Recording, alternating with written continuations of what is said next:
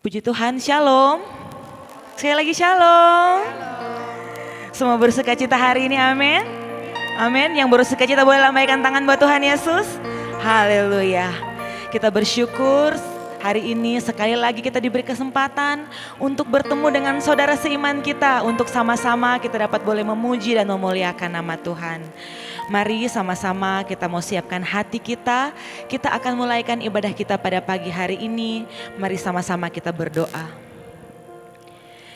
Kami bersyukur kepadamu ya Tuhan, limpah banyak terima kasih atas anugerah-Mu yang begitu besar yang Engkau berikan kepada kami. Hari ini kami bersyukur kami boleh ada sebagaimana kami ada, semua hanya karena anugerah-Mu.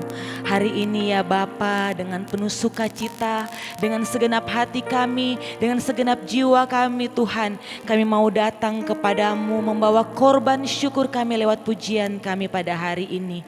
Biar hanya nama-Mu saja yang dipermuliakan ya Tuhan. Tuhan, pimpin ibadah kami dari awal hingga pada akhirnya agar ibadah kami dapat boleh berjalan dengan baik. Terima kasih banyak Tuhan Yesus. Ini kami umat-Mu siap untuk memuji dan menyembah Engkau. Haleluya. Amin.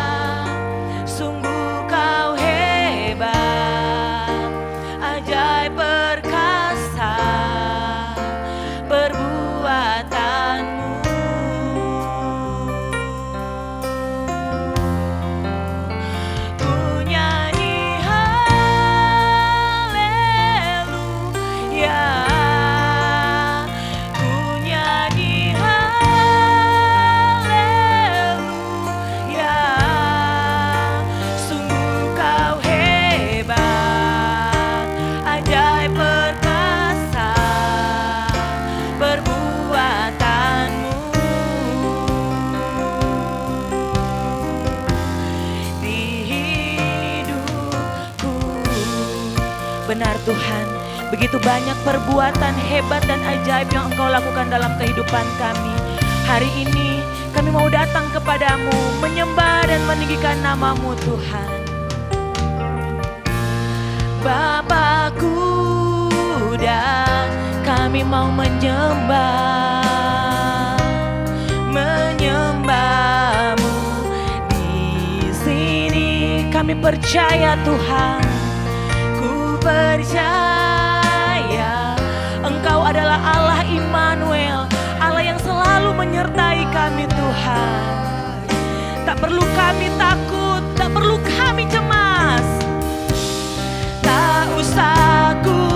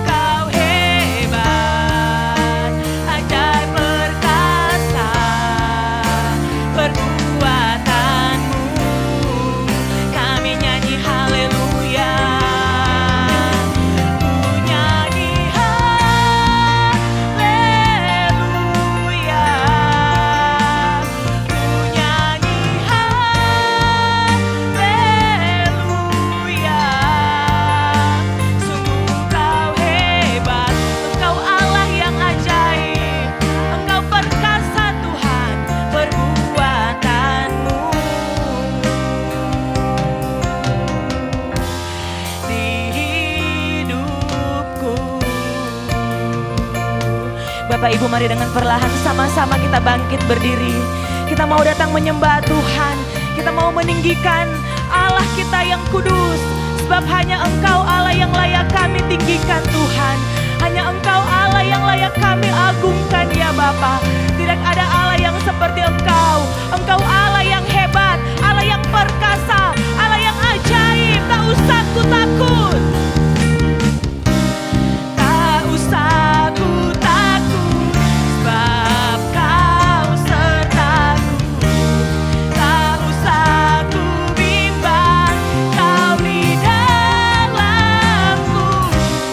Tak usah ku cemas, Kau penghiburku.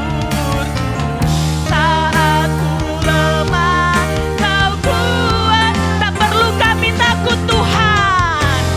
Tak usah ku takut, sebab Kau sertaku. Tak usah ku bimbang, Engkau Allah yang menyertai kami Tuhan. Tak usah ku cemas, Kau penghibur. Saat ku lemah, Kau kuatku. Ku nyanyi haleluya bagi Raja di atas segala raja. Haleluya bagi anak domba yang duduk di tahta. Sungguh Engkau hebat Tuhan. Engkau ajaib. Engkau perkasa Tuhan. Perbuatanmu.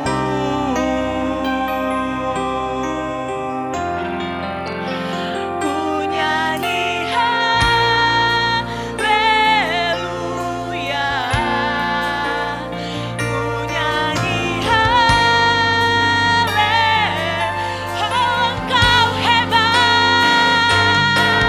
Engkau ajaib. Engkau perkasa Tuhan. Buatanmu.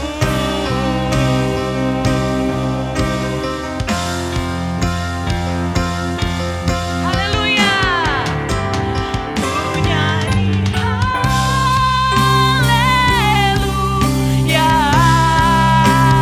Ku nyanyi haleluya.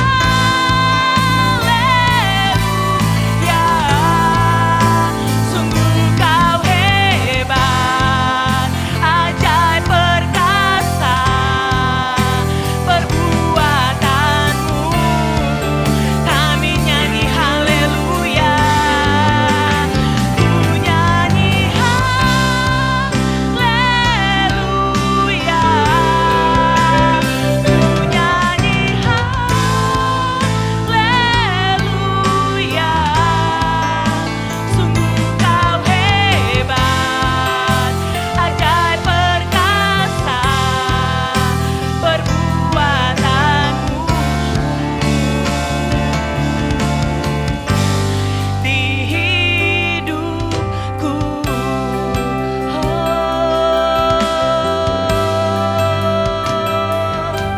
sungguh Kau hebat.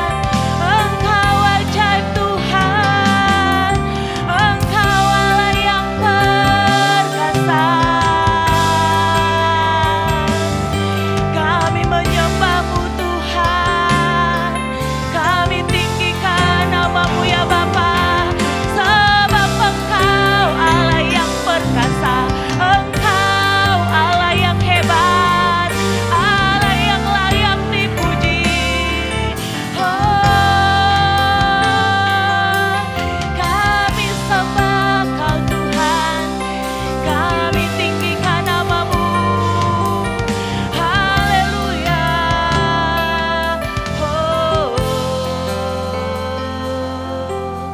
Benar Tuhan, sungguh Engkau Allah yang hebat, Engkau Allah ajaib, Allah yang perkasa Tuhan. Saat ini ya Tuhan, di tengah-tengah kami mengalami permasalahan kami Tuhan, kami mau mengambil kesempatan ini untuk memuji dan memuliakan nama-Mu ya Bapa. Karena kami yakin dan percaya saat kami menyembah Engkau, saat kami berada dalam hadirat-Mu ya Tuhan, kami memperoleh kekuatan kami memperoleh Tuhan jalan keluar atas segala permasalahan kami ya Bapa. Kami hanya mau menyenangkan hati-Mu Tuhan. Kami hanya mau memuji Engkau. Kami hanya mau memuliakan nama-Mu. Engkau hebat, Engkau perkasa. Di dalam nama Tuhan Yesus, mari semua kita yang mau lebih lagi memuliakan nama Tuhan, sama-sama kita katakan, amin. Kita berikan tepuk tangan yang terbaik bagi Allah kita. Haleluya. Kita mau lebih lagi memuliakan nama Tuhan, amin. Amin. Mari kita berikan tos kiri kanan dan katakan, mari sama-sama kita memuji Tuhan. Haleluya.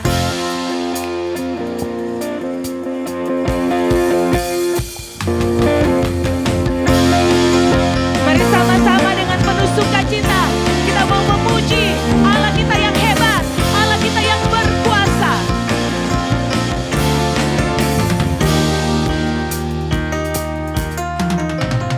Diberi kuasa dari Raja Mulia, menaklukkan musuh di bawah kakiku.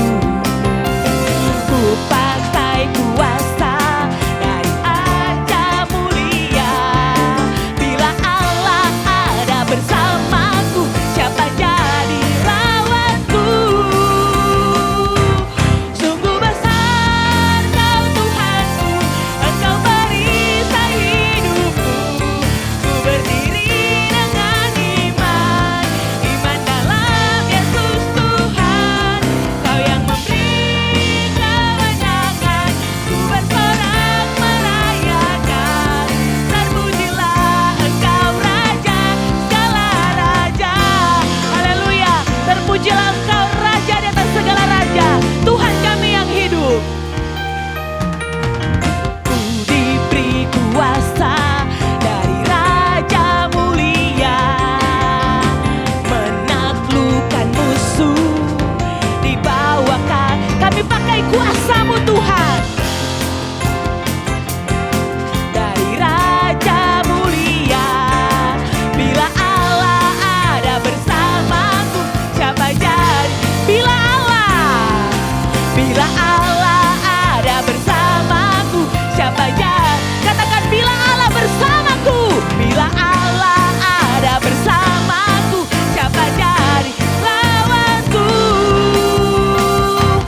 Sungguh besar Kau Tuhanku, Engkau perisai. Kami mau berdiri dengan iman kepadamu Tuhan. Iman dalam Yesus Tuhan. Kau yang memberi kemenangan, ku bersorak merayakan. Terpujilah Engkau Raja segala raja. Sungguh besar Kau Tuhan, Kau Tuhanku, Engkau perisai hidupku. Ku berdiri dengan iman kepada Yesus Tuhan kami yang hidup. Engkau yang memberikan kami kemenangan Tuhan. Kami mau bersorak, kami mau merayakan. Terpujilah Engkau Raja segala, oh terpujilah.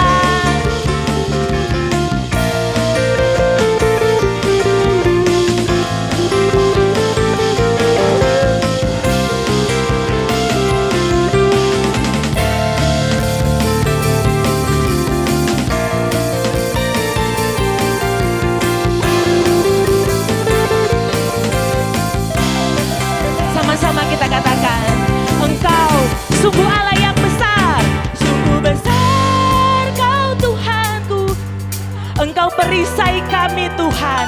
Kami mau berdiri dengan iman kami yang teguh kepada Yesus Tuhan yang kami sembah, kepada Yesus Raja di atas segala raja yang memberikan kami kemenangan demi kemenangan Tuhan. Terpujilah Engkau Raja segala raja. Sungguh besar Kau Tuhanku, Engkau perisai hidupku. Ku berdiri dengan iman kami. Engkau sumber kemenangan.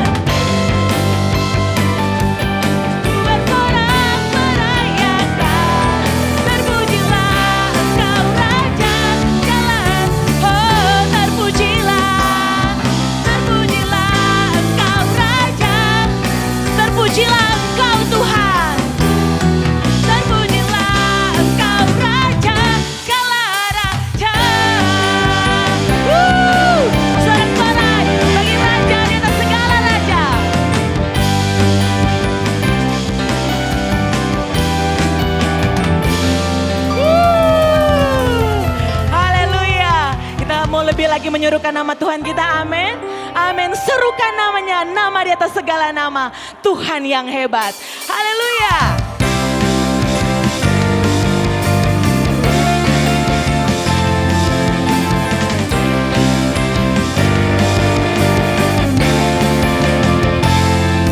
Sama-sama kita katakan, Tuhanku maha besar, Tuhanku maha. Siapa dia Bapak Ibu? Amin. Dia raja di atas segala raja. Dia takkan tergoyahkan, dia takkan terkalahkan. Dia Allah yang hidup, dia berkuasa. Serukan namanya, Yesus Tuhan Raja, segala kuasa tunduknya. Oh, Kau luar biasa Tuhan, biasa perkasa mulia. Yesus nama di atas segala nama.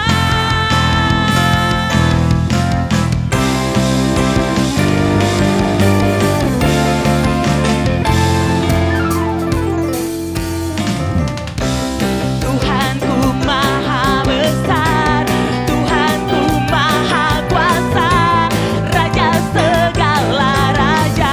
Engkau tak pernah tergoyahkan Tuhan, Kau takkan tergoyahkan, dia takkan Engkau Allah yang hidup dan berkuasa. Serukan namanya, Yesus Tuhan Raja, segala kuasa tunduk dalamnya. Engkau luar biasa, Engkau perkasa Tuhan. Sama-sama serukan nama di atas segala nama. Boleh sama-sama kita bertepuk tangan Bapak Ibu. Kita mau lebih lagi bersorak bagi Yesus Raja di atas segala raja.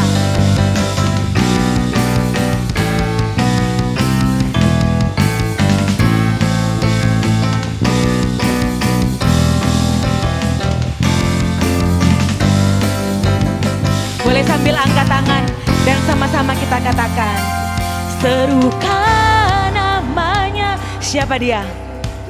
Benar, dia Yesus yang kita sembah.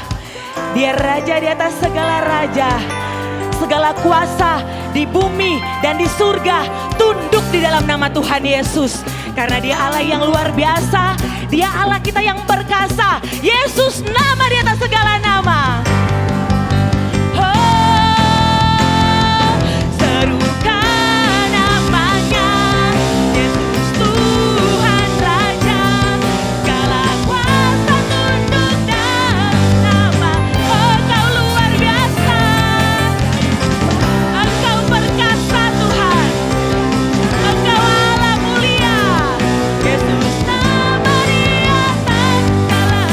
Oh Yesus, Yesus nama di atas segala. Oh Yesus, Yesus, Yesus nama di atas segala nama.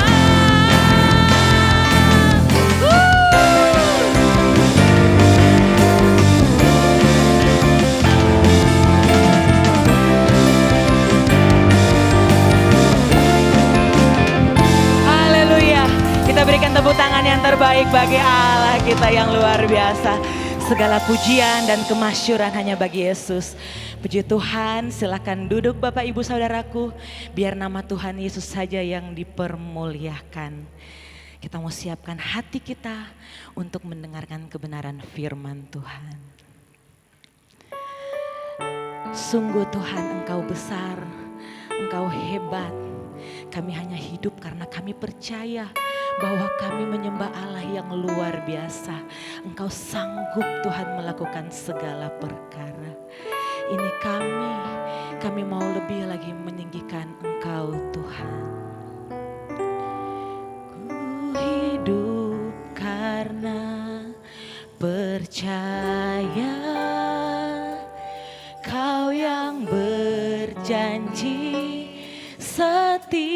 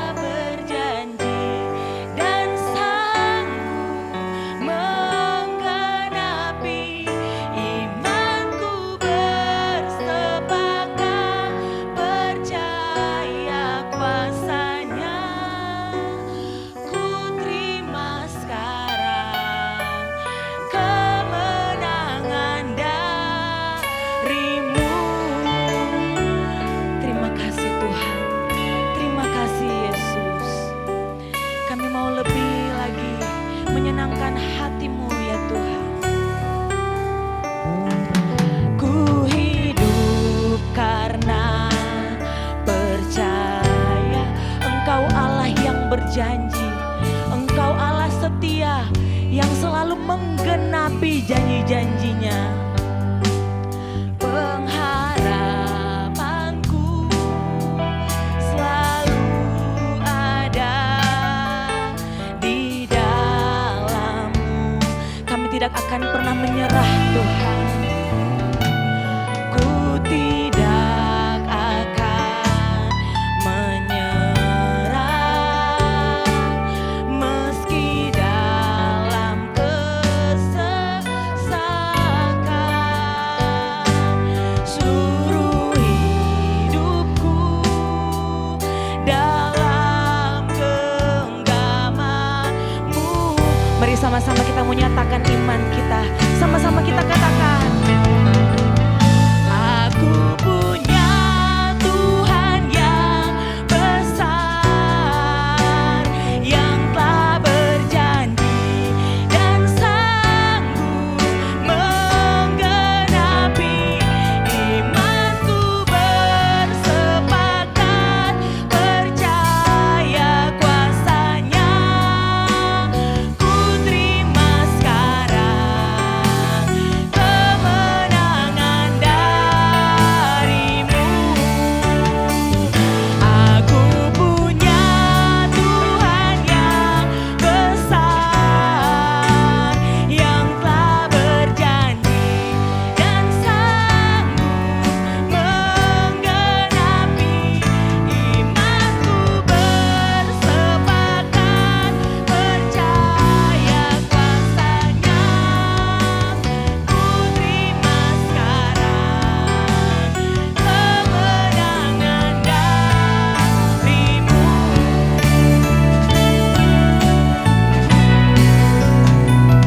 Aku punya Tuhan yang besar, yang telah berjanji dan sanggup menggenapi. Imanku bersepakat percaya kuasa-Nya. Ku terima sekarang kemenangan dari-Mu. Ku punya Tuhan. Mari Bapak Ibu dengan perlahan-lahan sama-sama kita bangkit berdiri. Kita nyatakan bahwa kita punya Allah yang besar. Dia Allah yang sanggup menggenapi setiap janji-janjinya. Sepakat percaya kuasa-Nya. Ku terima sekarang kemenangan. Aku punya Tuhan yang Engkau Allah yang besar. Engkau yang telah berjanji Tuhan. Engkau sanggup menggenapi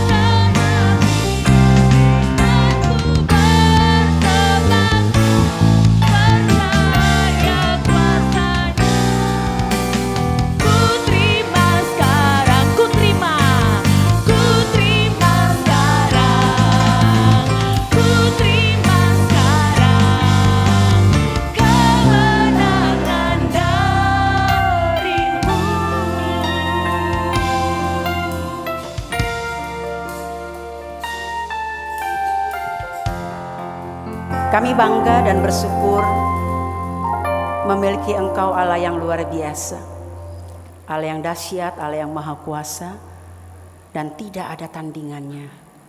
Itu sebabnya kami tidak pernah khawatir untuk melangkah di hari esok kami, karena kami tahu siapa yang menyertai kami. Engkau Allah yang sanggup memampukan kami melewati segala situasi dalam hidup ini, bahkan menjadikan kami pemenang dalam kehidupan. Terima kasih Tuhan. Kalau kami hari ini ada, kami sudah menang karena Engkau yang memberikan kami kemampuan untuk melewati hari-hari yang sulit dalam hidup kami. Bahkan kemalasan kami pun kami sudah bisa mengatasinya sehingga kami bisa beribadah kepadamu pagi hari ini. Itu sebabnya Tuhan, biarlah hari ini apa yang kami lakukan kepadamu boleh menyenangkan hatimu, boleh menjadi satu korban bakaran yang harum di hadapanmu Tuhan, sebagai ungkapan rasa syukur kami kepadamu. Untuk 1 minggu lamanya Tuhan sudah jaga kami, Tuhan sudah lindungi kami, bahkan Tuhan sudah berkati kami. Terima kasih Tuhan, terima kasih. Sebentar kami akan dengar firman-Mu, Tuhan tolong kami siapkan hati kami untuk setiap firman-Mu. Berbicaralah ya Tuhan, kami mau melakukannya, bukan sekedar mendengar, namun biarlah kami menjadi pelaku firman-Mu, sehingga Tuhan katakan kami adalah orang yang berbahagia, mendengar dan melakukan firman-Mu. Terima kasih Tuhan, kami percaya Engkau mengurapi kami semua, sehingga ini firman boleh menjadi rema dalam hidup kami, untuk hidup kami di hari esok dan selanjutnya, selama Tuhan masih mempercayakan hidup kami di muka bumi ini. Terima kasih Bapak, dalam nama Yesus kami sambut firman-Mu. Haleluya. Amin. Tuhan silakan duduk. Wah, puji Tuhan, hari ini kita masih bisa beribadah kepada Tuhan. Ya, satu kemenangan bagi kita. Biasanya namanya orang ibadah itu malas bener kan, saudara ya. Kalau nggak ada kepepet, nggak ada hal-hal yang sangat membuat kita berat dalam hidup ini ya, kita udah rasanya nggak mau dekat sama Tuhan deh. Ya saudara, banyak survei membuktikan seperti itu. Tapi hari ini saya percaya saudara semua adalah orang-orang yang menang dan mengerti bahwa hidup ini perlu Tuhan. Walaupun keadaan kita rasanya enak-enak aja ya, semua lancar, usaha lancar, utang gak ada. Maksudnya utang ada pun sudah terlunasi, pokoknya enak. Tapi saudara sadar hidup ini perlu Tuhan. Amin. Jadi kita tidak akan tinggalkan ibadah selama kita masih sehat. Banyak orang gak bisa beribadah, mau beribadah tapi gak mampu. Kenapa? Karena masih di rumah sakit, karena ada sakit yang sangat kronis. Tapi hari ini kita bisa beribadah, itu anugerah dalam hidup kita. Ada satu ilustrasi begini saudara. Di satu gereja, ini pendetanya dapat jadwal 1 bulan berturut-turut dia. Kan biasanya begitu ya dalam gereja di luar dari Betel. Jadi sudah 1 bulan gembala atau pendeta dia khotbah, minggu pertama dia khotbah itu, minggu kedua dia khotbahnya itu lagi, ketiga itu lagi, keempat, jadi waktu minggu ketiga itu udah kasak kusuk tuh majelis. Ini gimana sih nih, pendeta udah pikun apa ya, gembala kita ya khotbahnya itu lagi, udah 3 minggu nih kita dengar begitu. Ini minggu keempat, itu minggu ketiga, minggu keempatnya itu lagi yang dikhotbahin, udah makin kasak kusuk tuh majelis. Minggu keempat khotbah itu lagi, nggak tahan nih satu majelis, ibu-ibu biasanya gitu, bapak-bapak tuh selalu nyuruhnya emak-emak yang paling berani, apa-apa juga emak-emak yang paling berani deh. Makanya kalau urusan emak-emak mendingan mundur aja dah. Saya nggak tahu kalau Gunung Sari itu dari Ancol keluar Gunung Sari itu kena ganjil genap. Dia saya sama beberapa ibu gembala tuh rencananya mau nyelawat mesong ke Grand Heaven. Tapi rencana mau makan durian dulu di Mangga Besar gitu kan, jadi lewatin Gunung Sari kan. Gak taunya polisi langsung cegat. Begitu buka dia lihat ke dalam, emak-emak semua suruh jalan. Emak-emak semua dan sangar-sangar kalian menurut si bapak polisi. Dia bilang, ibu mau kemana? Saya sih bilang memang kita mau ke rumah duka. Pak mau ke rumah duka, di mana? Di Heaven bu. Heaven itu jalannya nggak kemari. Ibu belok terus ambil ke kiri. Ke sana nanti ibu ketemu peluit di sana. Oh ya terima kasih ya. Saya juga bingung. Ada apa ya kok kita dijegat ya? Ternyata ganjil genap sudah sampai Gunung Sari. Polisi pikir gue urusan emak-emak malah gue diomelin gitu ya. Udah mendingan lepas aja dah gitu. Nah ini juga nih seorang ibu majelis dia langsung berdiri. Pak Pendeta, maaf ya. Rasanya kita semua nih udah dengar 4 kali sama ini nih khotbahnya yang sama begitu. Kenapa emang gak ada judul lain? Gak ada khotbah lain? Ih berani lu, mama yang berani ya. Tapi beraninya untuk positif sih oke juga ya. Tapi kalau berani untuk negatif jangan ya saudara ya. Mama di sini sih nggak begitu, mama yang di sana nggak tahu di mana gitu. Lalu pendetanya bilang, betul ibu, sudah 4 kali saya khotbahkan ini. Dan yang saya mau tanyakan kembali kepada saudara semua, jemaat dan majelis, apakah 4 kali saudara dengar saudara sudah lakukan firman itu dalam hidup saudara? Kalau sekali cincailah sekali nggak melakukan lupa. Tapi kalau sudah 4 kali, sudahkah Bapak Ibu lakukan firman yang Bapak Ibu dengar berturut-turut? Kan masalahnya begitu.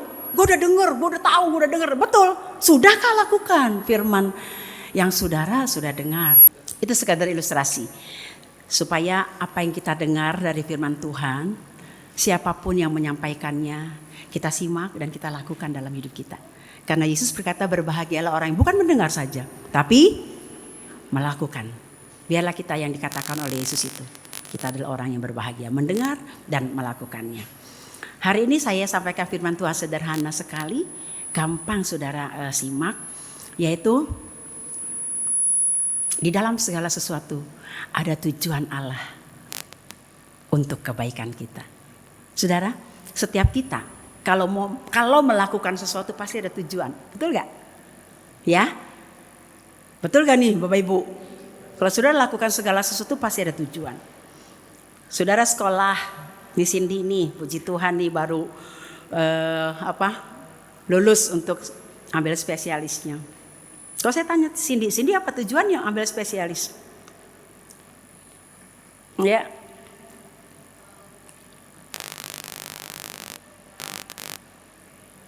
Ya, mau bantu-bantu orang yang jantungan. Jantungan. Yang mengalami jantung, ya, kecuali jantung hati, ya. Setiap punya tujuan. Kalau saya tanya anak sekolah, kamu ngapain sekolah tinggi-tinggi, mau kuliah lagi begitu. Dia bilang, ya tante, kan aku punya impian, aku punya cita-cita. Jadi aku mau supaya nanti aku bisa menggapai impian dan cita-citaku. Punya tujuan, betul. Semua orang pasti punya tujuan. Saudara menikah pasti punya tujuan kan? Gak mungkin kalau ditanya konseling, tujuannya apa kalian mau menikah? Mau cerai? Digaplok, udah gak usah konseling dah. Tidak ada orang menikah dengan tujuan untuk bercerai, tidak pernah ada. Setiap kali orang mau menikah, kalau saya konseling, untuk apa? Untuk membentuk rumah tangga yang baik, untuk membangun keluarga yang harmonis, keluarga yang bahagia. Betul kan? Nih Bapak Ibu yang udah menikah, tujuannya apa? Sekarang aja lah gak apa-apa, tujuannya apa? Menikmati kebahagiaan bersama. Saudara yang sudah menikahnya di atas 20-30 tahun, betul gak? Menikmati kebahagiaan bersama. Karena anak-anak sudah mandiri gitu kan nih saudara ya. Pasti punya tujuan.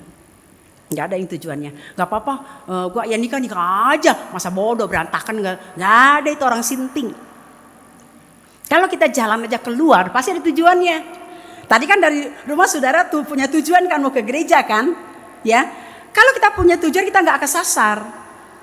Kalau sudah ditanya mau kemana, Miss mau kemana bro? Gak tahu, gue jalan-jalan aja, sampainya aja di mana. Orang bilang lu sakit ya, kurang setengah on ya. Setiap kita jalan pasti punya tujuan ya. Kalau nyetir mau kemana gak tahu, sebisanya gue nyetir aja. Sinting atau pikun. Saya dikasih video sama temen. Itu seorang kakek udah pikun ya. Dia mau keluar dari kamarnya, rupanya sama anak-anaknya tuh gak dikasih keluar sembarangan. Jadi kalau mau keluar, pokoknya anak-anak tahu udah lihat kalau mau keluar ditanya mau keluar ya pak gitu. Jadi ini dikunci. Ternyata nih si Empek mau keluar, dia cari pintu gak dapat. Dia ke lemari, lemarinya mau dibuka, kakinya mau naikin ke lemari. Dia pikir itu pintu keluar kan. Kan ada kacanya, dia ketok-ketok kacanya. Kan wajah dia kan tampil di kaca. Dia ketok-ketok, dia kesel, dia kata itu dirinya sendiri sedang ada di cermin. Nah itu orang pikun yang gak ngerti apa-apa. Teman saya bilang, nanti kita tua jangan seperti ini ya sis katanya. Saya bilang enggak, saya tua tetap bahagia, tetap sehat, tetap cerdas. Tidak, Tuhan akan jauhkan saya dari pikun. Betul gak saudara? Saya percaya juga saudara begitu, jangan sampai pikun ya. Kopi gelas kopi masih di tangan, baru hidup kopi. Pak, udah ngopi nggak? Iya, mak lu tuh jahat, gua nggak dikasih kopi. Padahal kopi masih di genggaman tangannya itu gelas. Karena pikun. Jangan seperti itu ya. Makanya dianjurkan supaya kita tidak pikun, olahraga. Ya, jangan makan tidur itu olahraga. Olahraganya apa? Statis. Lebih baik menurut saya kalau saudara suka bersepeda, sepeda statis aja. Karena banyak kecelakaan ya karena bersepeda. Nah saudara, dalam kehidupan kita, apapun yang terjadi, percayalah selalu ada tujuan Allah di dalamnya. Dan selalu Allah rancangkan yang baik dalam hidup kita. Betul? Mungkin saudara pikir, masa sih Tuhan rancangkan gua yang terbaik, kok banyak hal-hal yang gak baik dalam hidup saya. Ya saudara, nanti kita akan simak kenapa hal itu terjadi dalam kehidupan kita. Rancangan Allah tidak pernah yang buruk. Allah merancangkan selalu yang terbaik dalam hidup kita. Coba kita baca satu ayat di dalam Yeremia pasal yang ke-28 ayat 11. 29 ayat 11. Yeremia 29 ayat yang ke-11. Allah merancangkan yang baik dalam hidup kita. Maaf saya belum tulis ayatnya ya. Ya kita baca sama-sama ya. Kayaknya kalau kita belum buka Alkitab rasanya belum afdol. 2, 3. Sebab aku ini Tuhan ya. Aku ini mengetahui rancangan-rancangan apa yang ada padaku mengenai. Demikianlah firman Tuhan. Apa itu? Yaitu rancangan damai sejahtera dan bukan rancangan kecelakaan. Ini adalah firman Tuhan kepada Yeremia untuk disampaikan kepada umat Israel yang saat itu dalam pembuangan. Namanya dalam pembuangan tuh menderita loh saudara. Mereka mengeluh kepada Tuhan dan doa mereka sampai kepada Tuhan. Dan Tuhan berkata kepada Yeremia, katakan kepada mereka, aku merancangkan tidak pernah yang buruk. Aku tidak pernah merancangkan yang jelek kepada umatku. Rancanganku tuh selalu yang baik. Kenapa aku izinkan dia dalam pembuangan? Aku izinkan dia dalam keadaan yang memang gak enak. Aku punya tujuan dalam hidup mereka. Supaya mereka mengenal Tuhan dan kembali kepada Tuhan. Karena selama ini Israel selalu banyak menyakiti hati Tuhan. Padahal berapa kurang baiknya Tuhan dalam umat Israel ya, perjalanan umat Israel. Kalau saudara tahu, Tuhan tuh sangat mengasihi. Di padang belantara tidak ada air, padang gurun tidak ada air. Tuhan bisa suruh batu itu keluarin air loh, untuk menjaga merawat umatnya yang keluar dari Mesir. Hebat tuh Tuhan. Tuhan sangat peduli. Mereka nggak punya roti, Tuhan kirim mana dari surga. Mana itu seperti ketumbar bahan roti. Jadi mereka ambil, mereka olah jadi adonan roti dan mereka makan. Tidak pernah kekurangan loh. Mereka mau daging, Tuhan saya mau daging. Tuhan kirim burung puyuh, banyak burung puyuh bisa langsung bertebaran, menggelepar. Dan bisa ditangkap. Tuhan bilang makan itu daging. Tuhan sediakan apa yang menjadi keperluan Israel, Tuhan sediakan. Mereka malam di padang gurun, di padang belantara itu malam dingin. Kalau saudara pernah ke Israel di bulan 12 itu dinginnya tuh saudara sampai menusuk tulang. Anginnya tuh ya dingin banget. Kita udah pakai mantel aja masih. Itu dingin sekali. Allah tahu loh. Umatnya nggak bakalan tahan sama dinginnya angin malam di padang gurun. Allah berikan tiang api menghangatkan mereka. Mereka kehangatan, bisa tidur dengan nyaman, nggak kedinginan. Tuhan tahu mereka berjalan di panas, di terik yang luar biasa. Apalagi di padang gurun itu bisa 50. Kita taruh telur aja bisa taruh telur ya mentah bisa mateng loh saudara di jalanan. Tuhan tahu itu. Tuhan kirim apa? Tuhan berikan apa? Tiang awan. Mereka nggak kepanasan. Hebat loh. Itu kasih Tuhan luar biasa. Tapi Israel itu bandel. Nggak puhau itu. Israel itu jadi umat yang puhau. Nggak tahu terima kasih. Istilah kata nggak tahu diri gitu loh saudara. Udah dikasih semua sama Tuhan, masih aja menyembah berhala. Ketika mereka mengalami sesuatu yang gak enak, mereka ngoceh sama Tuhan, ngomel sama Tuhan, marah sama pemimpinnya, sama Musa, marah. Akhirnya Tuhan izinkan dia terjajah dalam pembuangan, menderita. Tapi waktu mereka berseru kepada Tuhan, Tuhan masih dengar loh doa mereka. Sampai akhirnya Tuhan berkata kepada Yeremia, rancanganku selalu yang terbaik. Namun kalau segala sesuatu yang tidak baik mereka alami, ada tujuan Tuhan dalam hidupnya. Begitu juga dalam kehidupan kita, ya saudara. Kadang hidup ini kan gak selalu kayak jalan tol ya, bebas hambatan, ada aja hambatan. Yang ini belum selesai, yang ini datang, begitu kan ya. Sampai ada orang bilang, aduh kok masalah gak berhenti-berhenti ya, silih berganti. Percayalah, ketika engkau tetap melekat kepada Tuhan, segala situasi yang sulit sekalipun kita bisa menghadapinya. Yang pertama kita lihat, kenapa Tuhan izinkan sesuatu yang gak enak seperti orang Israel itu terjadi. Dalam pembuangan, dalam peperangan yang sangat menyedihkan sekali. Tuhan seringkali ingatkan kita. Nah, untuk ya saudara, untuk kita bisa memahami dan mengambil tindakan yang benar dalam setiap persoalan atau kesukaran hidup, sesuatu yang gak enak dalam hidup kita gampang sekali. Survei membuktikan 85% masalah penderitaan itu diakibatkan oleh dosa sendiri, oleh perbuatan sendiri yang mengakibatkan datangnya penderitaan, datangnya masalah. Itu hasil survei 80 sampai 50%. Berapa tadi? 80 sampai 85% masalah kepahitan hidup itu terjadi karena diri sendiri. Karena dosa. Contoh, kita misalkan korupsi, di sini kan nggak ada kan, korupsi ketahuan itu saudara, akhirnya kan susah, semua susah, anak istri juga malu, anak-anak juga malu di sekolah, pantesan lu tasnya bagus, pantesan lu sepatu lu dari atas sampai kepala branded, bapak lu korupsi gitu, malu kan, belum lagi di penjaranya. Nah, saudara tahu kan penyebabnya? Tahu nggak?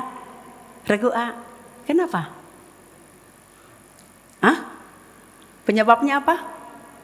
Ya dosa lah. Korupsi. Korupsi dosa nggak sih Bapak Ibu? Enggak. Kalau nggak ketahuan. Dosa lah. Dengan jelas Alkitab katakan jangan menginginkan milik orang lain. Korupsi itu kan mengambil milik orang lain yang bukan bagian kita. Istri malu, bahkan rumah digeledah. Anak Tuhan loh, anak Tuhan loh. Mungkin dia berdoa, Tuhan kok Tuhan izinkan ini terjadi. Kenapa anak istri saya dipermalukan? Saya juga dipermalukan, seluruh Indonesia melihat. Padahal saya anak Tuhan. Tuhan bilang, ya salah elu. Lu kan tahu firman Tuhan, korupsi nggak kira-kira. Ya semua disitalah karena memang bukan milik kamu. Contoh seperti itu saudara. Jadi penderitaan yang dialami, anak-anaknya alami, istrinya alami, itu bukan karena masalah yang sebenarnya bukan. Tapi itu masalah yang diakibatkan oleh diri sendiri. Sampai di sini ngerti gak maksud saya Bapak Ibu yang di atas? Halo yang di atas? Amin. Ngerti? Ngerti ya? Jadi gampang sekali kalau kita memahami hal ini. Itu yang pertama. Tujuan Allah agar kita bertobat. Ayo bertobat. Dengan bertobat, tangannya akan terbuka. Tangan yang penuh berkat itu akan terulur. Memberikan jalan keluar yang terbaik dalam hidupmu. Memberkatimu lagi. Sebab kalau enggak saudara, kita akan terus di bawah dosa. Kita akan di bawah kutuk, betul. Ketika kita lakukan dosa-dosa yang sebetulnya kita tahu dan harus kita jauhkan, tidak lakukan. Maka kita akan ada di bawah kutuk. Saudara ingat waktu Israel mau masuk. Bapak Ibu yang rajin baca Alkitab pasti tahu. Ya, ini beberapa di sini ini rajin baca Alkitab, puji Tuhan, saya sangat bersyukur sekali. Karena bukan saja saudara bisa mengerti firman Tuhan, namun itu akan membuat saudara bertumbuh makin hari makin memahami keinginan Tuhan dalam hidup saudara. Ya, kalau saudara baca Alkitab, Yosua kan pimpin bangsa Israel nih. Mereka melawan Yeriko. Yeriko itu kota paling besar yang dihancurkan oleh Israel di bawah pimpinan Yosua. Dan satu ketika mereka harus melewati kota Ai. Kota Ai itu nggak segede Yeriko, kota itu kecil. Sehingga Yosua pikir nggak usah terlalu banyak bala tentara, kecil kok. Orang di Yeriko aja hancur. Dia percaya sedikit aja juga ada Tuhan kan, pasti menang begitu saudara. Ternyata enggak, kalah. Sampai Israel menangis, Tuhan kenapa kalah, kenapa kalah. Yosua berdoa, Tuhan kenapa kalah, Tuhan saya dipermalukan, kenapa. Tuhan bilang, Yosua jangan berlutut, jangan berdoa. Kenapa Tuhan? Enggak cukup berdoa. Tapi perhatikan ada dosa yang dilakukan oleh sekelompok umatmu. Yang mana Tuhan? Sekarang baris. Lalu Yosua dikasih, suruh baris. Akan ketahuan. Ternyata setelah diselidiki, ada satu keluarga yang namanya Akan. Kita bacanya Akan gitu ya, keluarga ini. Yosua nggak tahu apa yang dilakukan keluarga Akan, tapi Tuhan kan maha tahu. Apa yang dilakukannya? Dia mengambil barang-barang yang menjadi milik Tuhan. Dia ambil dan dia umpetin di rumahnya. Yosua sebagai pemimpin tidak tahu, tapi Tuhan melihat apa yang tidak dilihat oleh manusia. Dan sampai akhirnya Yosua tahu, oh iya keluarga Akan dihukum. Dan Tuhan memberitahukan kepada Yosua, kalau ada dosa, tidak cukup berdoa. Berlutut satu hari 6 kali pun tidak akan ada jalan keluar. Harusnya apa Tuhan? Bereskan dosa. Dalam arti kata bertobat. Setelah engkau bertobat, minta ampun, anugerahnya cukup bagi kita. Dan dia tahu memberikan jalan keluar yang terbaik. Dan berkat-berkatnya juga akan diberikan kepada kita. Setuju? Setuju saudara? Jadi tujuan Allah dalam setiap masalah hidup kita, penderitaan hidup kita, suruh introspeksi. Kalau itu karena dosa kita, minta ampun, perbaiki, jangan lakukan dosa lagi. Karena kalau enggak, terus kutuk akan terus mengikuti sepanjang jalan hidup kita. Bukan berkat, bukan anugerah. Tapi ketika kita bertobat, minta penyertaan Tuhan, Dia akan menyertai kita. Dalam pertobatan yang sungguh, berkat-berkatnya akan ada di bawah hidup kita. Di atas langkah kita, di atas hidup kita. Dia akan bersama dengan kita. Yang kedua, ada masalah bukan karena dosa kita. Apa yang harus kita lakukan? Berserah. Seperti kemarin, pandemi. Pandemi kan bukan karena dosa kita terjadi, betul gak Bapak Ibu? Semua kita rasanya pernah kena nih. Ada yang gak pernah kena? Saya kena, sekeluarga kena. Semua, bahkan dalam pandemi kemarin, di antara kita banyak yang kehilangan. Hilang pekerjaan, hilang aset, bahkan kehilangan adik, kehilangan teman, kehilangan suami, kehilangan anggota keluarga. Itu sangat menyesakkan hidup kita, sangat pahit rasanya. Tapi itu bukan dosa kita. Itu di luar kendali kita. Betul gak Bapak Ibu? Tidak ada yang bisa mengendalikan. Ada yang bilang, Bu apakah pandemi itu seizin Tuhan? Ya, segala sesuatu Tuhan terjadi, Tuhan izinkan. Ya udah Tuhan izinkan. Dia bilang juga, bukan ada kalanya karena ulah manusia. Ya memang banyak ulah manusia yang mendatangkan kesusahan dan penderitaan bagi orang lain. Ya Tuhan izinkan juga. Karena pasti di dalamnya Tuhan terus bekerja sama untuk menjadikan kebaikan bagi orang yang mengasihi Dia, bagi orang yang dikasihinya. Nah kemarin kan itu di luar kemampuan kita. Tapi kita bersyukur kita bisa melaluinya. Dan saudara percaya bahwa dalam pandemi seperti itu Tuhan juga tidak akan meninggalkan kita. Ada yang 2 kali, ada yang 3 kali. Dan saudara tahu kalau saudara sampai hari ini dan saya itu hidup, Ada tujuan Tuhan di dalamnya untuk menjadi berkat dan memuliakan Tuhan. Jadi sekali lagi tujuan yang pertama adalah untuk menyadarkan kita, apakah ini karena dosa kita supaya kita bertobat atau bukan. Kalau bukan, berserah, jalani aja bersama dengan Tuhan. Kita akan mampu melewatinya. Kita tidak akan terpuruk, kita tidak akan jatuh, apalagi meninggalkan Tuhan. Setuju ya saudara? Yang kedua, tujuan Tuhan dalam setiap penderitaan yang kedua, kalau setelah bertobat, yang kedua Tuhan ingin supaya kualitas iman kita itu murni. Banyak orang ya saudara, di sini sih nggak ada. Ke gereja itu cuma asal-asalan aja loh saudara, ibadahnya juga asal-asalan. Dia pikir ya adalah namanya orang Kristen kan, hari Minggu gua harus ibadah. Kalau nggak ibadah ntar gua dibilang kafir, begitu. Jadi kalau ibadah kan setidaknya punya status orang Kristen. Tapi pengenalannya kepada Tuhan tuh nggak ada. Apalagi mengalami Tuhan, nggak pernah. Kenal Tuhan aja enggak. Saudara tahu tujuan ibadah? Waktu Israel dalam Mesir itu kan di dalam perbudakan ratusan tahun loh saudara. Mereka nggak kenal Tuhan, mereka nggak pernah beribadah, dan mereka nggak kenal Tuhan. Makanya waktu Musa diutus sama Tuhan ke Mesir untuk membebaskan Israel, Musa bilang sama umat Israel, Tuhan menyuruh saya untuk melakukan kamu. Siapa Tuhan? Bingung. Siapa Tuhan? Gak kenal Tuhan. Selama ini hidup dalam perbudakan, gak kenal Tuhan. Gak ada waktu beribadah, gak kenal Tuhan. Sampai Musa bilang, Tuhan mereka gak kenal Tuhan. Iya, gak mungkin kenal Tuhan lah. Gak pernah ada ibadah. Boro-boro ibadah mereka malah diperbanyak kerjaannya sama si Firaun. Supaya mereka ada kesempatan untuk mengenal Tuhan. Jadi tujuan ibadah supaya umat mengenal Tuhan.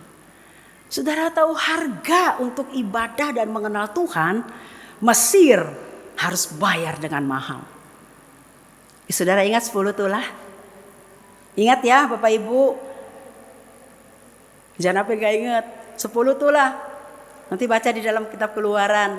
Dan yang ke-10 itu yang sangat membuat Firaun bersujud, mengakui dia tidak bisa menahan kuasa Tuhan. Yang ke-10 adalah anak sulung Firaun mati. Seluruh anak sulung yang dimiliki oleh keluarga Firaun, rakyat Firaun, bahkan binatang yang ada di Mesir mati semua. Kecuali umat Israel yang pintunya dan jenang pintunya dilaburi oleh darah. Nah itu cerita beda lagi tuh, karya penebusan benang merahnya. Tapi yang saya mau katakan kepada saudara, untuk membuat umat Israel mengenal Tuhan, Tuhan habis-habisan hajar Mesir. Sehingga akhirnya umat Israel bisa keluar. Untuk apa? Waktu ditanya Musa sama Firaun, untuk apa? Untuk mereka bisa beribadah. Tujuan ibadah untuk umat mengenal Tuhan. Selama ini gak kenal Tuhan. Jadi saudara, ibadah saudara itu jangan main-main. Ada tujuan Tuhan di dalamnya. Supaya saudara mengenal Tuhan, memahami Tuhan. Dan memahami kasih yang luar biasa. Kita berharga di mata Tuhan. Untuk kitalah dia mati di kayu salib. Betapa luar biasanya dia, harga yang harus dia bayar untuk mengambil saudara dari dosa. Untuk mengambil saudara dan saya dari kematian kekal. Harga yang harus dibayar. Itu sebabnya saya berharap setiap kali saudara ibadah, ibadahlah dengan sepenuh hati. Bukan karena puhawise. Ya, gak enak hati. Gua kalau gak ibadah gue pasti di SMS. Pasti di WA, pasti di telepon. Saudara, kalau gembala SMS, gembala telepon, bukan memaksa saudara untuk ibadah, bukan. Tetapi khawatir kalau saudara selama ini tidak kelihatan ada masalah, ada sesuatu, kadang-kadang sungkan untuk share, untuk ngomong. Nah, kita ambil tindakan. Ada apa? Ayo share, kalau ada beban berat, ayo sama-sama kita pikul di dalam doa. Percayalah ada kuasa yang luar biasa atas segalanya. Itu kuasa Dia. Lewat doa kita, kita berserah dan meminta belas kasihannya.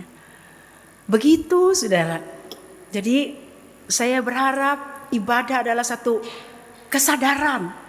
Kita mau datang kepada Tuhan, mau mengenal Dia lebih dalam lagi, lebih dalam lagi. Sehingga makin hari kita makin melekat kepada Dia. Ketika kita melekat, tidak ada satupun yang bisa memisahkan kita dari kasih Kristus. Ketika kita melekat dan mengalami Tuhan, tidak ada satupun yang bisa menggeser iman kita kepada Tuhan. Tidak ada. Dalam kamus hidup orang percaya seperti itu. Jadi, saudara, tujuan Allah setelah kita bertobat, kita memahami Tuhan, dan Tuhan ingin kualitas iman kita seperti emas yang dimurnikan. Kita baca di dalam 1 Petrus pasal 1 ayat yang ke 1 Petrus 1 ayat yang ke-7. Kita baca sama-sama ya. 1 Petrus 1 ayat 7, 2, 3. Maksud semuanya itu ialah untuk apa? Ya, yang jauh lebih tinggi nilainya daripada emas yang fana, yang diuji kemurniannya dengan api. Sehingga kamu, lanjutkan, memperoleh puji-pujian, kemuliaan, kehormatan pada hari Yesus Kristus menyatakan dirinya. Jadi kalau sesuatu yang gak enak terjadi, kepahitan, penderitaan, saudara, percayalah Tuhan tidak tinggal diam. Apapun yang terjadi dalam hidupmu, semua dalam perhatian Tuhan. Tuhan memantau hidup kita. Karena kita berharga. Untuk menebus dosa kita, Dia serahkan nyawanya, Dia serahkan hidupnya. Apalagi untuk masalah hidup kita sehari-hari, Allah memantau kita.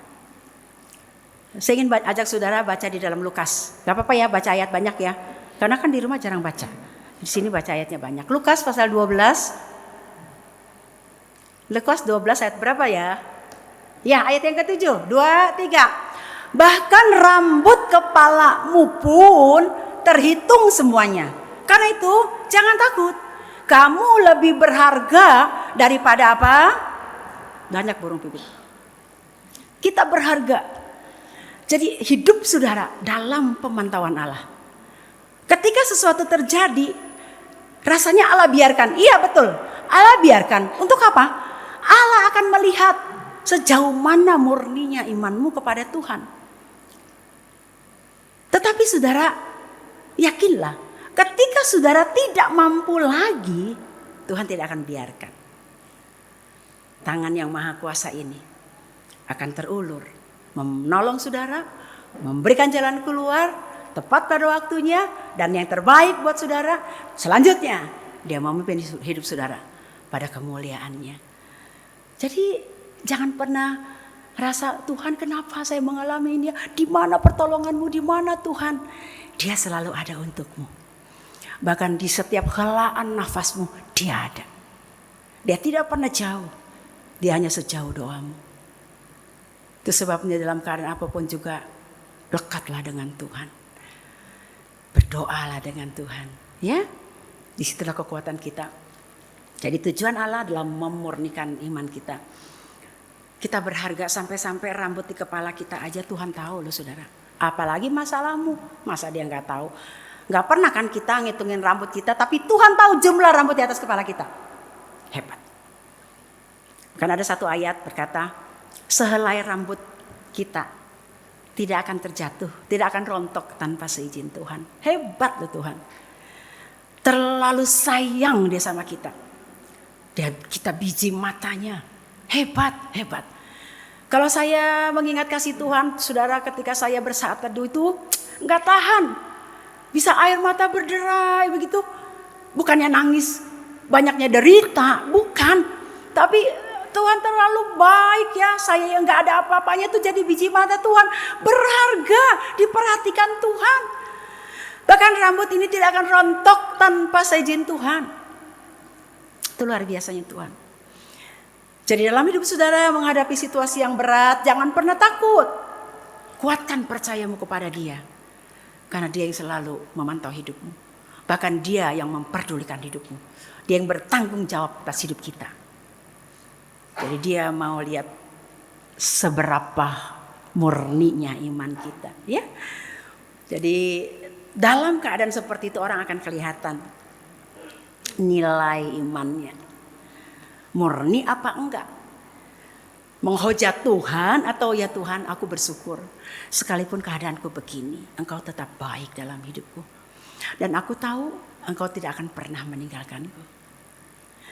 Beberapa waktu yang lalu, Rosi kirim saya foto peritisan pertama waktu di Mangga 2. Nanti ulang tahun gereja ya, dua minggu lagi harus ya. Tanggal 13 itu ulang tahun gereja Plaza Pasifik tempat ini. Akan ditayangkan, jangan banyak-banyak Ros, nanti pada nangis. Ditayangkan beberapa aja foto. Saya kirim ke jemaat Susi Budi. Nih, Sus, Rosi kirim ke saya. Terus dia ketawa, oh, Cici kurus amat, Cici banyak puasa ya. Bukan banyak puasa, banyak derita. Saya bilang begitu. Iya dia sampai ketawa. Dia bilang banyak puasa ya Ci dulu, kok sampai kurus begitu. Saya bilang bukan, banyak beban dan derita Sus. Ya minggu besoknya dia share ke yang lain. Dia bilang iya ya, dulu Cici banyak amat tekanan, banyak penderitaan. Sekarang Cici gemukan ya. Iya, sekarang Cici menuai apa yang Cici tabur puluhan tahun yang lalu. Jadi artinya Allah tidak pernah diam. Allah mengerti. Apa yang kita lakukan Dia pahami dan Dia sanggup mengembalikannya berlipat kali ganda. Jadi lakukan aja bagian kita, Tuhan akan lakukan bagian Tuhan. Dulu kami menderita sekali saudara. Nanti ya kilas balik akan ditayangkan. Kalau saya ceritain tuh bagaimana tangan Tuhan tuh yang ajaib tuh, saya nggak tahan. Saya bisa nangis, muka sangar tapi hati lembut. Nggak tahan, saya bisa nangis. Jadi apapun yang Tuhan izinkan terjadi, Tuhan selalu punya tujuan dan tujuannya adalah untuk kebaikan kita. Agar terus hidup dalam berkat-berkatnya. Jadi yang kedua kan memurnikan iman kita. Belasan tahun yang lalu belum ada gereja Plaza Pasifik. Saya kami ketemu sama satu keluarga itu. Saya bilang sih kuaya. Karena di rumah kita garasinya mobil ya. Kalau dia garasinya kapal. Jadi kan kaya banget. Nah ternyata ini keluarga belum lama kenal Tuhan. Baru 1-2 tahun kenal Tuhan. Biasanya kan cinta mula-mula tuh menggebu-gebu ya. Menggebu-gebu mau makin dalami firman Tuhan. Makin mau kenal Tuhan. Nah pada saat Pak Samuel khotbah dia datang. Lalu dia minta nomor HP, dia hubungi. Pak, bolehkah Bapak mengajarkan firman Tuhan kepada kami? Kami ini belum lama percaya Tuhan dari kepercayaan yang lama. Dan saya disentuh Tuhan, dijamah Tuhan. Dan saya akhirnya bertobat Pak. Dia cerita, boleh gitu. Kata Pak Samuel, seminggu sekali aja ya. Karena waktu itu Pak Samuel sibuk banget. Khotbah tuh bisa satu hari ya, hari biasa bisa 5 kali khotbah. Hari Minggu bisa 8-10 kali khotbah. Sampai saya bilang, kita gak mau terima begitu. Kan saya yang terima itu. Saya banyak batal-batalin. Saya bilang gak mau. Karena kalau di jalanan tuh ya, itu ngebut kayak mikrolet mau cari setoran. Bisa ngebut untuk supaya gak terlambat. Dan gak pernah bisa salaman sama jemaat. Karena undangan khotbah yang banyak begitu. Jadi Pak Samuel boleh ya 1 minggu ya sore. Ya dia bawa keluarga besarnya. Dan orang yang haus akan firman Tuhan tuh luar biasa. Pengenalan yang barunya kepada Tuhan tuh luar biasa, rindu, haus akan firman Tuhan. Senang kita sebagai hamba Tuhan, taburin firman Tuhan. Keluarga besar. Setelah sharing firman Tuhan banyak tanya jawab. Aduh bagus sekali ya. Karena dia memang mau dalami firman Tuhan, dia mau kenal Tuhan lebih dalam lagi. Kita waktu itu sempat ngajar tuh sampai 1 tahun, hampir 2 tahunan. Kita pikir cukup ya, firman Tuhan udah ditaburkan, udah. Saling hubungan, dia sering ajak olahraga apa begitu. Beberapa tahun kemudian saudara, pabriknya kebakar habis. Pabriknya waktu itu di Tangerang, kebakar malam ya, di mana satpam sudah sedang tidur. Jadi nggak bisa, karena gede gitu kan pabriknya, nggak bisa pantau dan mereka tahu udah besar, habis. Waktu dini hari dia telepon Pak Samuel. Dia bilang, Pak, pabrik saya habis. Semua habis. Kala itu satpam pun tidak bisa cepat menghandle karena api terlalu besar. Seperti lemes begitu. Biasanya kalau telepon tuh semangat begitu. Ini lemes. Kami sebagai hamba Tuhan juga lemes loh. Kok Tuhan, kenapa Tuhan izinkan itu? Ini Pak Samuel bilang, mari kita berdoa. Kita minta kekuatan Tuhan. Kita minta pertolongan Tuhan. Ada tujuan Tuhan yang baik dalam hidup kita, dalam setiap peristiwa. Kita enggak pernah orang mengalami peristiwa, sabar, Tuhan pasti ganti. Tuhan pasti ganti. Kalau Tuhan ganti. Betul enggak? Kalau enggak, pendeta pembohong. Tidak pernah. Jangan pernah janji-janji mulu kepada orang yang baru percaya Tuhan. Atau kita mau ajak orang, lu ke gereja, lu kalau ke gereja mah diberkati lu. Sehat. Enggak ada hambatan. Enggak loh saudara. Tuhan sendiri enggak pernah janji itu. Betul enggak? Tuhan enggak pernah berjanji itu. Bahkan Tuhan berkata kalau kamu mau ikut aku maka kamu harus ya menyangkal diri dan pikul salib. Itu yang Tuhan katakan. Tuhan enggak pernah janji. Dia enggak pernah janji hidup ini bebas hambatan. Dia enggak pernah janji ini selalu ada hujan atau selalu panas, enggak pernah. Namun Tuhan janjikan dalam segala situasi Tuhan memberikan kekuatan. Tuhan memberikan jalan keluar yang terbaik. Itu janjinya. Jadi hati-hati saudara kalau nginjilin orang, jangan janji-janji muluk dan akhirnya enggak jadi kenyataan dalam hidupnya. Dia bisa menghujat Tuhan dan ngatain kita penipu, pembohong. Padahal memang Tuhan enggak pernah janji itu kok. Kalau saudara baca dari Alkitab ya, dari Wahyu sampai dari Kejadian sampai Wahyu, enggak ada yang Tuhan berjanji kalau kamu jadi muridku, jadi anakku, kamu akan hidup sehat, kamu akan diberkati dengan limpah, tidak ada hambatan, tidak pernah. Saudara baca Alkitab ini selalu janjinya apalah? Kekekalan. Karena Yesus tidak terlalu fokus dengan hal-hal yang fana. Alkitab bilang begini, apa gunanya kamu memiliki isi dunia ini, memiliki harta benda semua isi dunia ini, kalau jiwamu binasa, enggak ada gunanya. Betul gak? Jadi janji Alkitab adalah membawa hidup kita pada kekekalan. Karena setelah hidup yang fana ini ada satu kehidupan yang abadi bersama dengan Tuhan. Itu yang titik beratkan ini. Jadi kita cuma berdoa, kita selalu doakan Bu, selalu doakan. Saya manggil dia Ci ya, Ci dan Ko karena masih muda. Saya telepon terus, Ci Tuhan tolong kuatkan. Pak Samuel selalu telepon suaminya, ya mereka sih ya aja gitu lah. Terus saya berharap firman yang ditabur hampir 2 tahun itu menjadi tumbuh sehingga imannya murni. Sejak itu ya Bapak Ibu, dia gak pernah telepon lagi. Sejak musibah itu dia tidak pernah hubungi lagi. Dan lebih parah, asuransinya pas habis. Kan biasanya pabrik diasuransi kan, habis dia belum perpanjang. Itu yang membuat dia rasanya syok bener. Saya pikir nih orang udah ganti nomor HP kali, ya udahlah. Saya cuma berdoa, Tuhan tolong dia jangan kecewa dengan Tuhan. Karena kan siapa yang bisa prediksi, siapa yang bisa sangka. Gak ada tanda-tanda mau kebakaran. Gak pernah ketemu lagi. Tapi puji Tuhan saudara, beberapa tahun yang lalu. Ini baru berjalan 5 tahunan. Dia telepon. Rupanya mungkin ya HP-nya rusak. Positive thinkingnya mah begitu. Saudara nih harus selalu berpositive thinking. Kalau ada orang HP-nya gak diangkat, oh mungkin gak ada sinyal gitu ya. Atau mungkin kuotanya habis.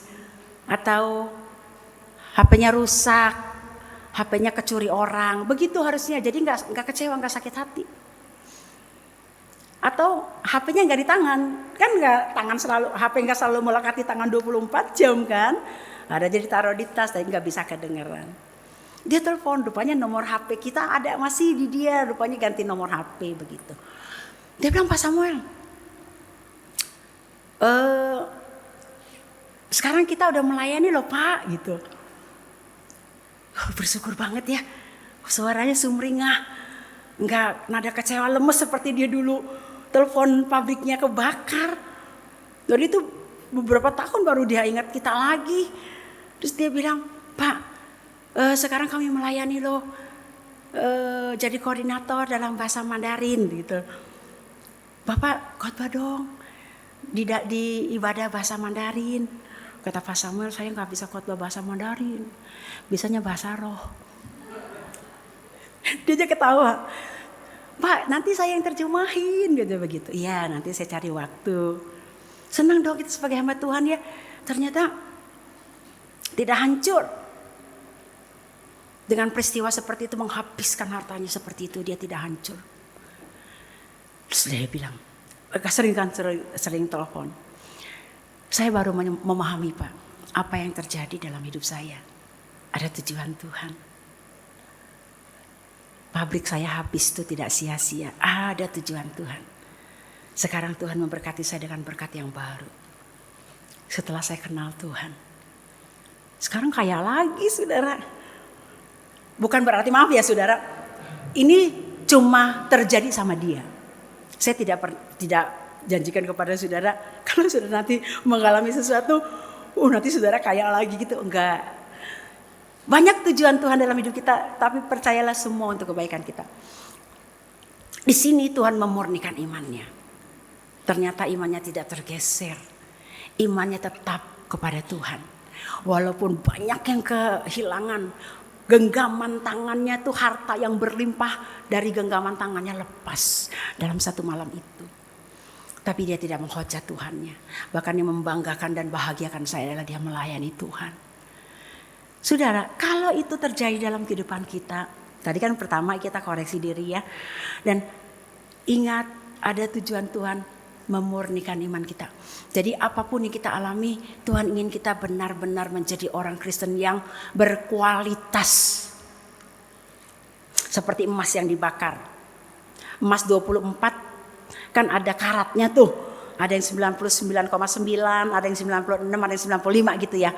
Nah kita berharap kita menjadi orang Kristen yang berkualitas seperti emas yang 100%. Kris ada nggak emas 100% karatnya? Nggak ada ya, tapi setidaknya 99,9 ada kan? Itu yang Tuhan mau. Untuk apa? Untuk hidupmu bersinar bagi kemuliaan namanya. Hidupmu menjadi berkat. Apapun yang kita alami saudara, percayalah. Tangannya menopang kita. Saudara tahu ada penyanyi Jen, dia bukan penyanyi sebetulnya. Namanya Jen apa begitu? Viral dikirim kebanyakan tuh TikToknya tuh ya, viral di TikTok. Dia penyintas kanker.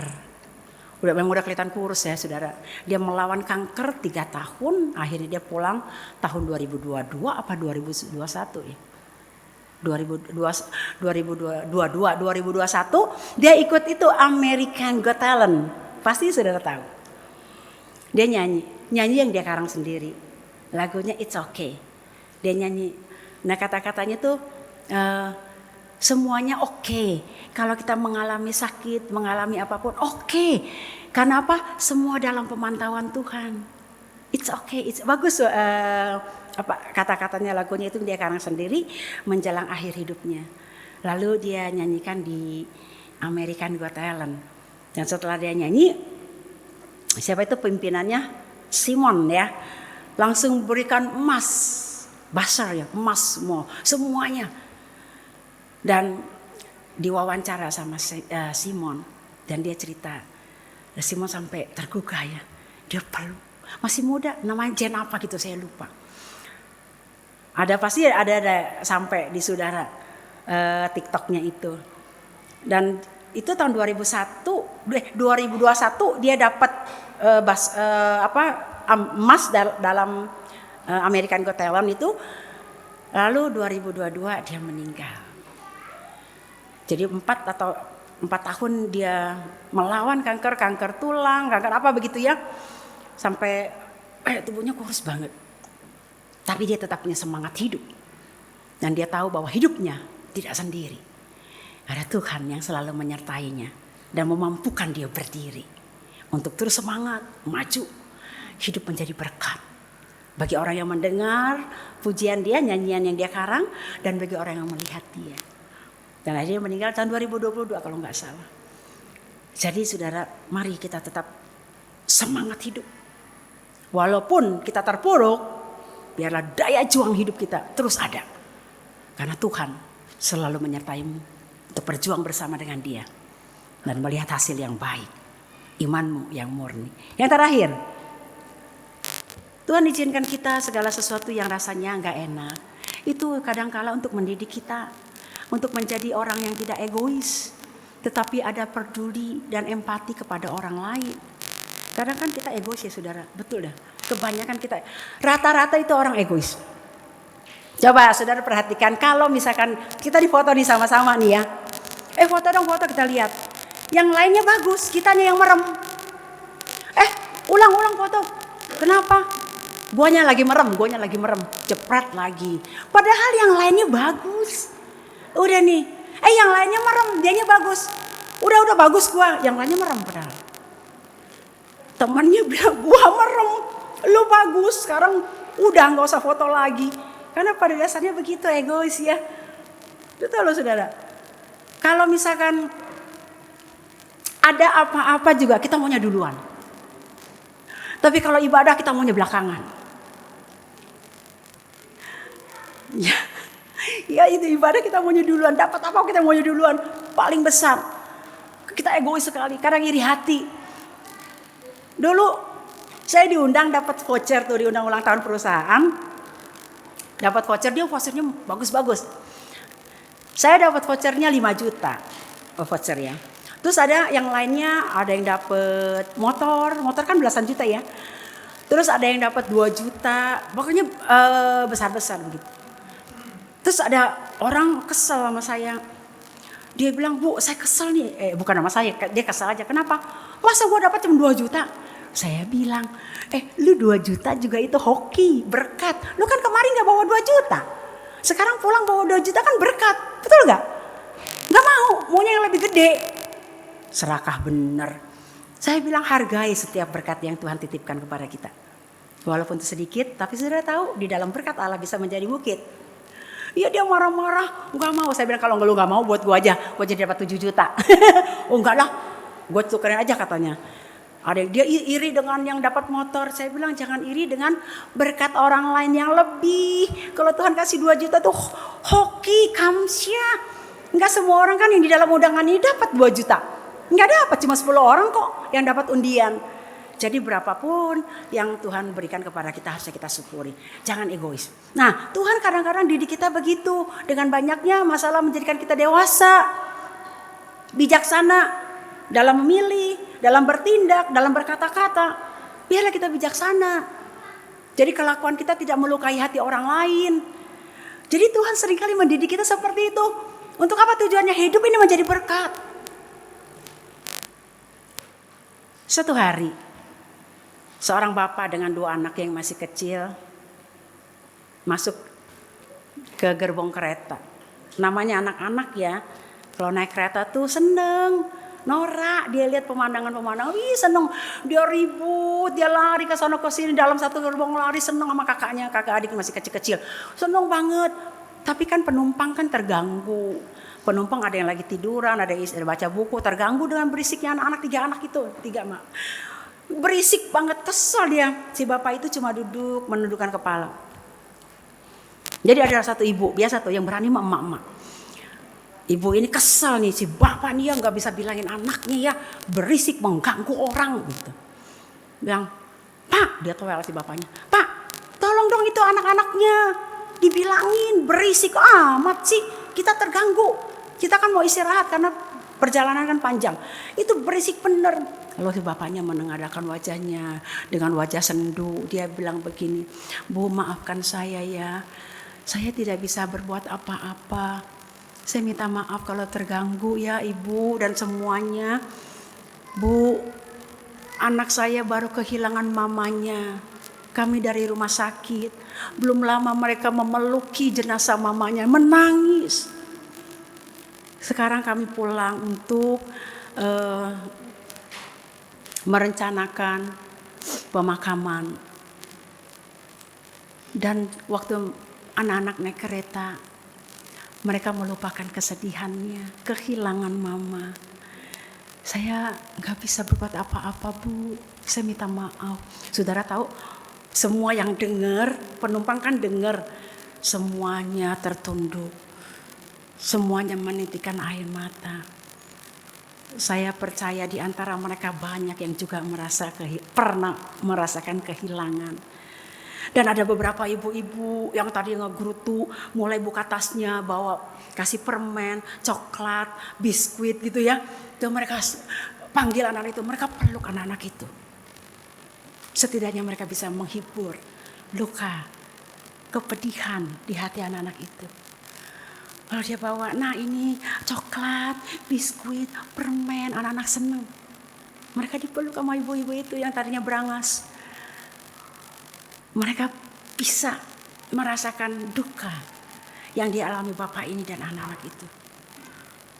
Sehingga ketika anak-anak itu berisik, berulah, mereka bisa memahami, mereka bisa empati. Mereka baru kehilangan orang tua, kehilangan mama, betapa pedihnya. Mereka gak ngerti karena mereka masih kecil kan, belum terlalu mengerti, tapi mereka tahu tidak ada lagi mama di sampingnya. Jadi saat itu mereka memberi yang terbaik untuk anak-anak itu. Sudah dikasih Tuhan. Tuhan ingin mendidik kita untuk tidak egois, memahami keadaan orang lain. Sehingga kalau orang lain berulah, kita bisa paham. Kita bisa bijaksana. Oh ya, dia begitu karena dia begini. Kita tidak menghakimi. Ya, kita tidak langsung negative thinking sama dia. Tapi kita belajar untuk berpositif thinking. Kenapa dia berlakukan itu? Kenapa dia melakukan itu dan lain sebagainya. Sehingga kita memiliki hati yang bijaksana. Itu yang Tuhan mau. Tidak egois tapi ada peduli, ya, ada kasih. Mau memahami keadaan orang. Saya berharap GBI Kasih Kristus Plaza Pasifik mendengar dan melakukan firman. Apa yang Tuhan mau dalam kehidupan kita, ya? Kalau sesuatu terjadi gak enak, berat, derita, rasanya menghipit hidup kita, kayaknya gak ada jalan keluar. Ingat, yang pertama, Tuhan mau kita koreksi diri. Apakah itu karena dosa kita sehingga kita harus bertobat? Yang kedua, Tuhan mau kita memurnikan iman. Tuhan mau kita murni imannya kepada Dia. Ya. Yang ketiga, Tuhan ingin kita menjadi orang yang menjadi berkat, memahami orang lain, peduli dengan orang lain, tidak egois, ya. Sehingga hidup kita memuliakan Tuhan. Ini yang Tuhan mau. Tuhan memberkati saudara. Kita akan nyanyikan satu pujian, ujilah aku Tuhan. Hari ini biarlah kita minta Tuhan menguji hati kita. Kalau ada hati yang tidak baik, biar hari ini Roh Kudus menjamah kita, memperbaiki. Memberikan hati yang baru, hati yang menyenangkan hati Tuhan, hati yang gampang dibentuk. Haleluya. Sehingga kita akan berkata kepada Tuhan, tidak bisa memisahkan aku Tuhan. Seperti pemazmur, dalam deritanya, dalam banyak masalah, dalam banyak tindisan dalam hidupnya, dia berkata, sekalipun dagingku dan hatiku hancur lenyap, Tuhanlah gunung batuku, Tuhan bagian dalam hidupku. Haleluya. Amin.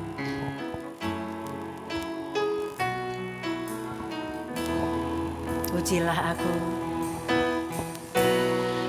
ujilah aku Tuhan, cobalah aku Tuhan, selidiki batinku dan hatiku,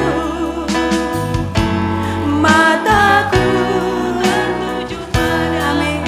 Katakan, aku cinta Engkau Tuhan, aku cinta padamu Tuhan, aku rindu hadirat-Mu Tuhan, aku ingin selalu dekat padamu, menikmati hadirat-Mu.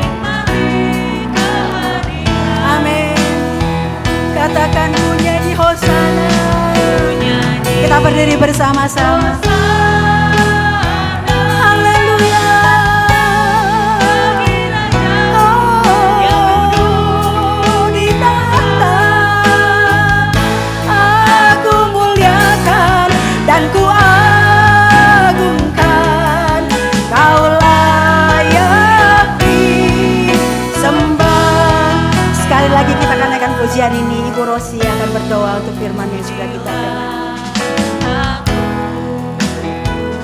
kita introspeksi diri kita.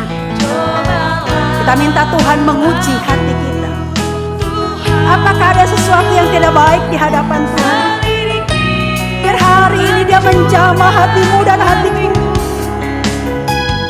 untuk berkenan dan menyenangkan Tuhan. Amin. Aku cinta padamu Tuhan. Oh, hadirat-Mu Tuhan. Aku ingin selalu dekat padamu, menikmati kehadiran-Mu.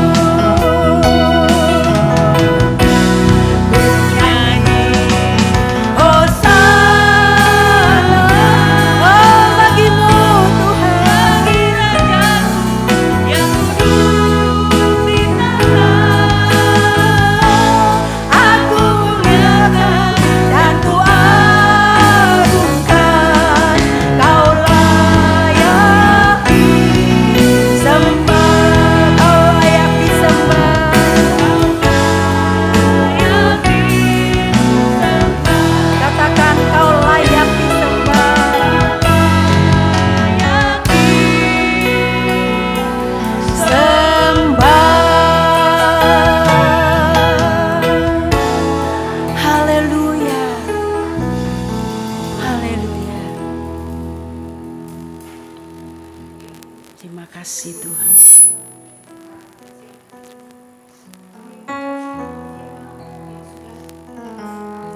Terima kasih Tuhan.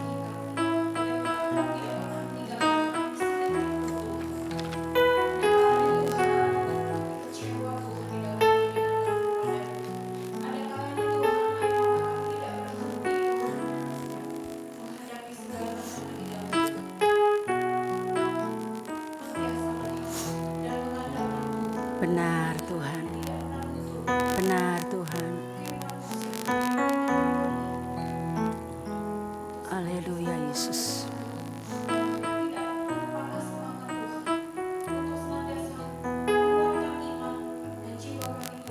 Terima kasih Tuhan.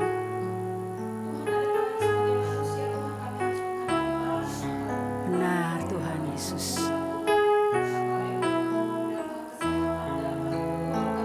Terima kasih Yesus, terima kasih.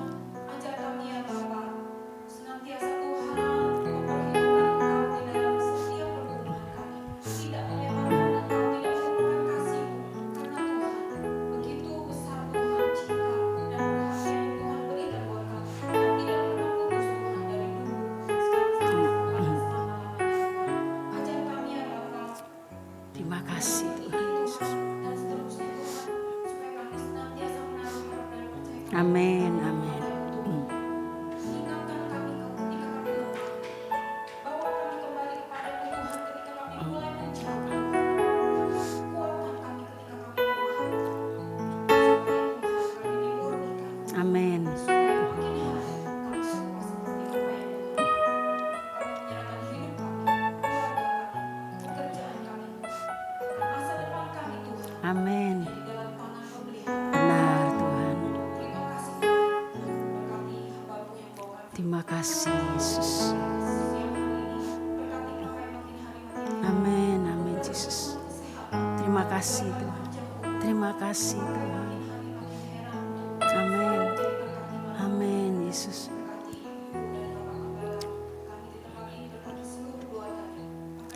Terima kasih Tuhan. Amin. Amin Yesus. Haleluya. Amin. Amin. Benar Yesus.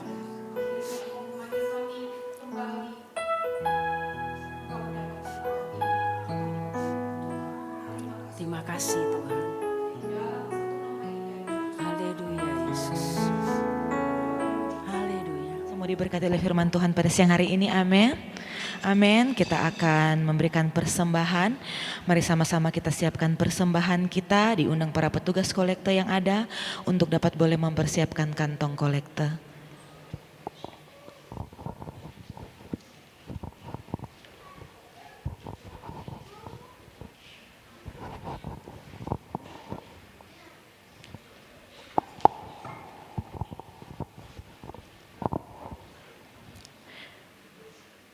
Mari kita berdoa. Kami bersyukur Tuhan atas segala berkat yang Engkau berikan kepada kami. Terima kasih untuk berkat firman-Mu Tuhan di siang hari ini. Biar firman yang kami dengarkan menjadi rema dalam kehidupan kami. Saat ini kami akan memberikan persembahan syukur kami Tuhan. Kiranya Engkau memberkati persembahan ini. Pakai persembahan ini ya Bapa untuk memperluas pekerjaan pelayanan di rumah Tuhan. Terima kasih Tuhan Yesus. Ini kami umat-Mu, kami beri dengan penuh sukacita. Haleluya. Amin. Sambil persembahan dijalankan, sekali lagi kita akan melihat penampilan dari anak-anak Shining Teens.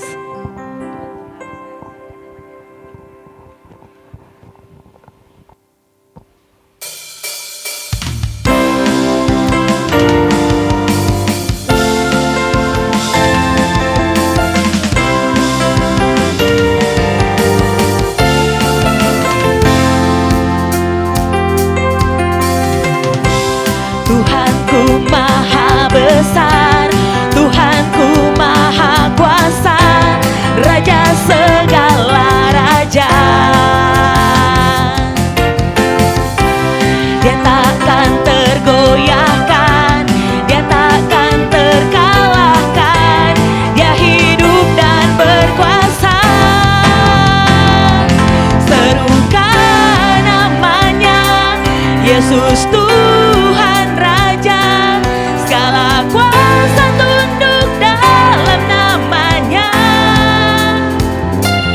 Dia luar biasa, perkasa mulia, Yesus nama di atas segala nama.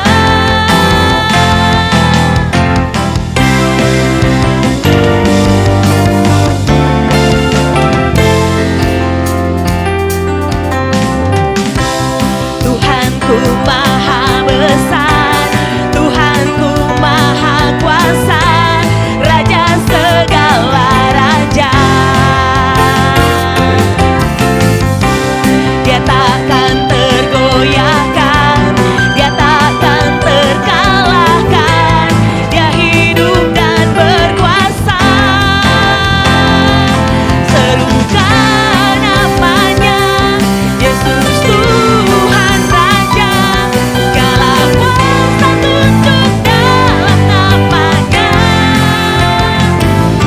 Dia luar biasa, perkasa mulia, Yesus nama di atas segala nama.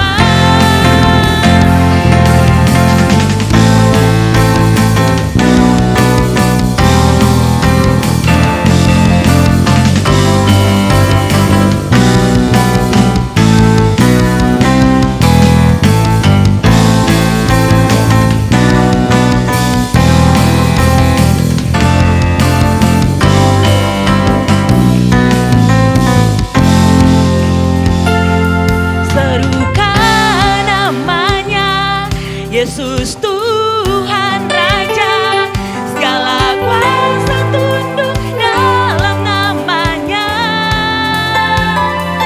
Dia luar biasa, perkasa mulia, Yesus nama di atas segala nama. Serukan namanya, Yesus Tuhan Raja, segala kuasa tunduk dalam namanya. Dia luar biasa, perkasa mulia, Yesus nama di atas segala nama. Yesus nama di atas segala nama. Yesus nama di atas segala nama.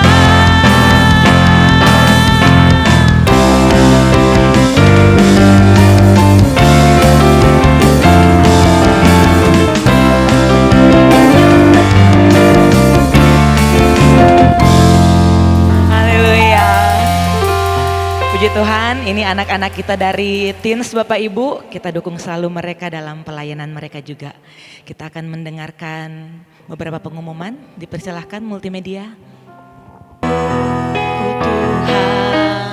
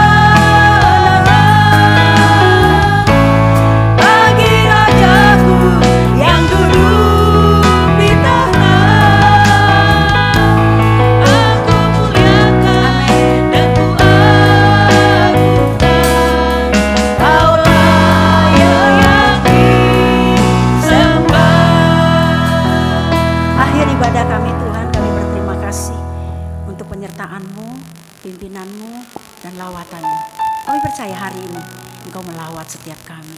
Engkau mengubahkan hidup kami. Dan kami percaya kami pulang sebentar memperoleh berkat-Mu, jalan keluar yang terbaik, dan kami boleh mengalami Tuhan dalam hidup kami.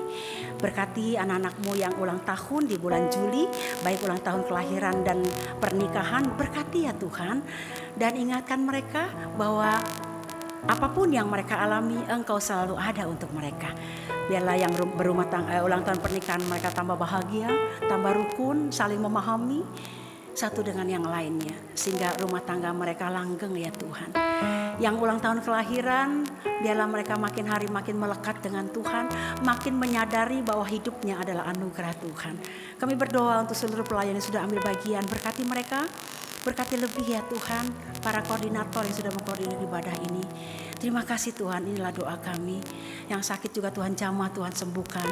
Kami berdoa untuk Papa Gita Anjani, kami berdoa untuk Rosna dalam kelemahan tubuh, Tuhan sembuhkan di dalam nama Yesus. Mari angkat tanganmu saudara, Tuhan akan ulurkan berkatnya untukmu. Saudara yang dikasih Tuhan, Allah senantiasa mengasihimu. Dia setia mendampingi hidupmu, Dia peduli akan engkau. Dia memberkati hidupmu, Dia memberkati keluargamu, bahkan Dia memberkati apa yang engkau kerjakan, dibuatnya berhasil untuk kemuliaan nama Tuhan. Bahkan kebajikan dan kemurahannya selalu mengikutimu seumur hidupmu. Sekarang pulanglah, bawalah berkatnya, damainya, cinta kasih yang tidak pernah berubah. Bahkan penyertaan Roh Kudus akan terus ada bersama dengan kita dari sekarang sampai selama-lamanya. Haleluya. Yang diberkati katakan amin. Tuhan